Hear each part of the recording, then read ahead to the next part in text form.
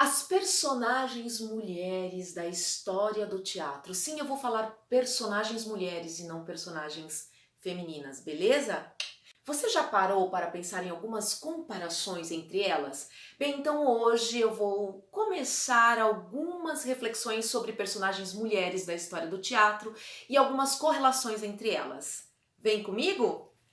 Oi, eu sou Juliana Caligares. Se você não me conhece, eu sou atriz, professora e diretora de teatro e esse é mais um vídeo nosso aqui na internet sobre teatro, performance, cultura, sociedade e afins. Muito bem, eu não vou entrar em personagens, por exemplo, de Nelson Rodrigues, porque elas são tantas e tão complexas que eu teria que fazer um vídeo só para elas, por exemplo. Mas eu vou pensar em algumas, começando com Antígona. Antígona é uma das filhas do Édipo e na tragédia Antígona, escrita pelo Sófocles, a Antígona ela tenta enterrar os seus irmãos em solo sagrado tebano porque eles foram mortos em combate e o rei Creonte, irmão da rainha Jocasta, que assumiu o trono de Tebas depois daquela tragédia toda, não quer que a Antígona, não permite que a Antígona enterre os irmãos dela em solo sagrado, porque eles são filhos de um incesto entre Jocasta e Édipo. E no teatro brasileiro nós temos a personagem Mariana da peça Pedreira das Almas do Jorge Andrade, que faz parte do decálogo Marta, a Árvore e o Relógio, um decálogo maravilhoso, né? Uma história em 10 peças, né? Um panorama em 10 peças do Jorge Andrade. Nessa peça Pedreira das Almas, a Mariana, que é uma jovem mulher que foi prometida em casamento ao Gabriel, uma espécie de primo ou primo em segundo grau de uma família mineira. A história se passa em Pedreira das Almas, uma cidade fictícia no interior de Minas. E eles estão revoltosos contra a coroa portuguesa, eles querem a independência daquela região. E a Mariana tem uma mãe muito severa, que é o matriarcado barra patriarcado. O irmão mais novo da Mariana é morto em combate, o Martiniano, mas como ele traiu o povo de Pedreira, na opinião da mãe da Mariana, Dona Urbana, que também é mãe do Martiniano, ela não permite que a Mariana enterre o Martiniano em solo sagrado. E o Jorge Andrade, então, tentou fazer com a Mariana uma espécie de revisita à estrutura da Antígona, né? A estrutura da luta da personagem mulher Antígona com Mariana. Outra que eu gostaria de comentar com vocês é Medeia, escrita pelo Eurípides em 413 a.C. A Medeia é essa mulher poderosíssima, filha de um rei lá na Cólquida, que ajuda o Jasão a conseguir o Velocino de Ouro, com isso traindo seu próprio pai, matando o seu irmão e fugindo para a Grécia com o Jasão, com quem ela achou que ela iria se casar e se tornar também uma pessoa da nobreza. Mas o Jasão acaba traindo Medeia com a filha do rei Creonte, o mesmo rei da peça Antígona, porque ele entende que é mais vantajoso para ele casar com uma mulher mais nova, que é uma princesa, e abandona Medeia com seus dois filhinhos. A Medeia trama toda uma vingança contra esse macho escroto, contra o patriarcado, contra o Jasão. E essa mulher poderosa acaba conseguindo seu intento e ao mesmo tempo se punindo eternamente por isso. E quem faz uma releitura, né, agora nessa minha correlação aqui, é uma das releituras, uma das revisitas, resgate dessa personagem é o Chico Buarque, o Paulo Pontes na peça Gota d'Água, com a personagem Joana. A Joana é essa mulher poderosa, também uma espécie de feiticeira, e, e ela tem esse companheiro, que é o Jazão, que é um músico, um sambista muito jovem, muito talentoso, e ela ajuda o Jazão a compor um samba muito famoso, o samba Gota d'Água, que você conhece, ou se você não conhece, você deveria conhecer.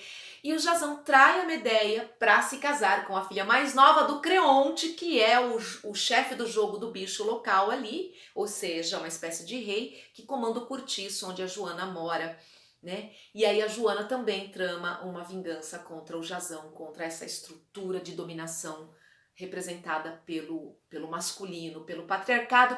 E uma outra releitura, um outro resgate, uma revisita da personagem é feita pela autora brasileira Grace Passou na peça Mata Teu Pai, que é um monólogo em que a personagem Medeia vai conversando conosco, público, homens e mulheres, e todas as pessoas, sobre essa estrutura de opressão a qual ela é submetida e como ela resolve a questão do mata teu pai. É genial a peça da Grace. Passou outra comparação que eu gostaria de fazer com vocês aqui.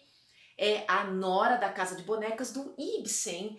A Nora é essa mulher que foi criada pelo papai e pela mamãe dela para ser linda, recatada e do lar, para ser essa mulher bem refinada, bem classuda, mas que era ali um enfeite, um bibelô, nada mais. E ela é dada em casamento a um banqueiro rico, Thorvald, com quem ela se casa, e o Thorvald tinha um bom dote, mas ela não consegue nem ser a dona da casa. Ela tem duas governantas que cuidam da casa para ela tem uma babá barra ama de leite que cria os 3 filhos que ela tem com o Thorvald, e ela não consegue ser nada mais do que uma bonequinha de luxo.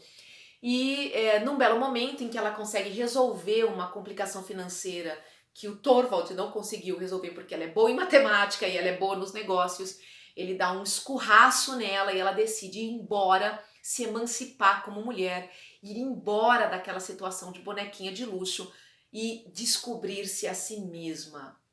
Isso foi o que a Blanche do Bois, da peça Um Bonde Chamado Desejo, não conseguiu fazer. A Blanche não conseguiu se libertar dessas amarras do passado.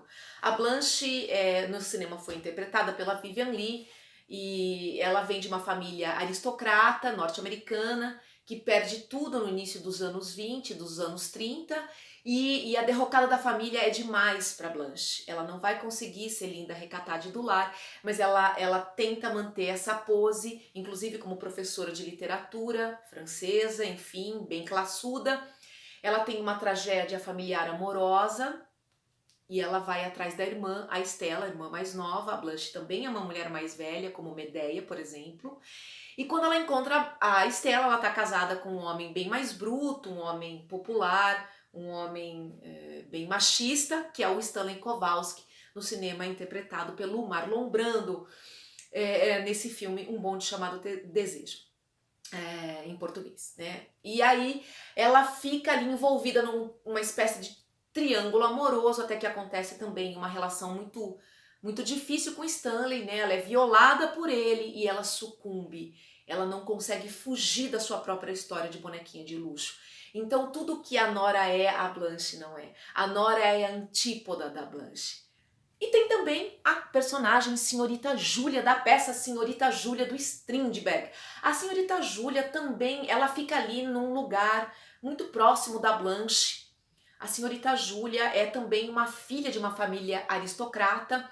A mãe dela, tida como louca, num determinado momento do passado, que a Júlia não conhece, a Júlia era bem pequena, um bebê, essa mãe acaba pondo fogo na propriedade da família, também uma família aristocrata de fazendeiros patriarcais decadentes, e a Júlia se vê envolvida com essa espécie de fantasma da mãe, essa memória dessa mãe que ela nunca conheceu, mas que ela sente que ela herdou essa loucura da mãe quando ela tenta se encaixar nesse padrão da filha perfeita, que tem que se casar com outro homem rico para manter a fortuna, mas a família já não tem mais nada e ela acaba se envolvendo num triângulo amoroso com o Jean, um funcionário dessa fazenda, dessa propriedade rural, que volta à propriedade apenas para se vingar da Júlia, que é uma mulher muito rica e que ele invejava a riqueza dela na infância. Ele é um homem mais velho e tenta seduzi-la apenas pela sedução. Ele não quer mais nada a não ser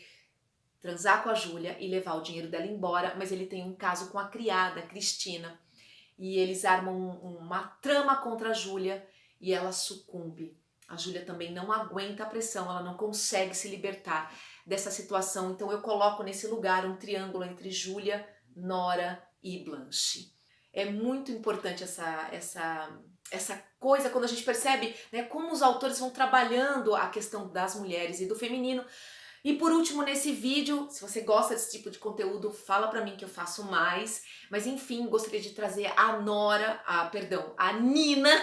Nina da peça, A Gaivota do Chekhov. A Nina é uma personagem super complexa, multifacetada, também envolvida num triângulo amoroso. É uma história que tem metateatro, né? Tem o teatro dentro da peça. E ela se casa com um homem que ela não ama de verdade. O outro homem com quem ela ama, que ela ama, não pode se casar com ela. ele acaba morrendo e ela fica com esse marido, mas sempre remoendo essa culpa de não ter ficado com seu amor verdadeiro, porque ela não se soube nunca na vida.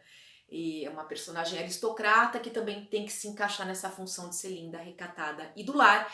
E eu gostaria de trazer para você uma comparação com a personagem Nina também, não à toa, da peça Quando as Máquinas Param, do Plínio Marcos. A Nina lá do Plínio é uma mulher das classes populares, ela vem de uma família muito pobre, ela acaba se casando com um homem, que é o Zé, que é um operário. Eles têm muito pouco para viver. A Nina lava para fora, ela passa para fora, ela até cozinha para fora, como uma tentativa de ajudar nas finanças domésticas, uma vez que o Zé está desempregado. Essa Nina também é uma mulher multifacetada porque ela sonha com a aristocracia. Essa Nina queria ser aquela Nina do Chekhov. Ela vai na casa da vizinha para assistir televisão, para assistir novela na casa da vizinha, porque ela é pobre e ela não consegue ter uma televisão em casa. E essa Nina é uma espécie de sombra, é a Nina, outra face da Nina. Então, essa Nina talvez quisesse ser essa, e essa talvez quisesse ser essa, né? A Nina do Chekhov talvez quisesse ser a Nina do Plínio Marcos, né? Então, e elas acabam se completando num prisma sobre a questão dessa mulher que, ao mesmo tempo em que quer fugir das suas amarras de ser bonita e aristocrata, é, quando ela não tem, quando ela é oprimida, ela quer ser aristocrata, porque ela entende que talvez aquela posição social ilusória seja uma fuga dessa condição de miséria e opressão. Bom, pessoal, esse é o vídeo de hoje. Eu espero que você tenha gostado. Eu tenho muito mais personagens para falar. Talvez eu faça então um outro vídeo, parte 2 desse daqui. Um beijo e até a próxima. Tchau!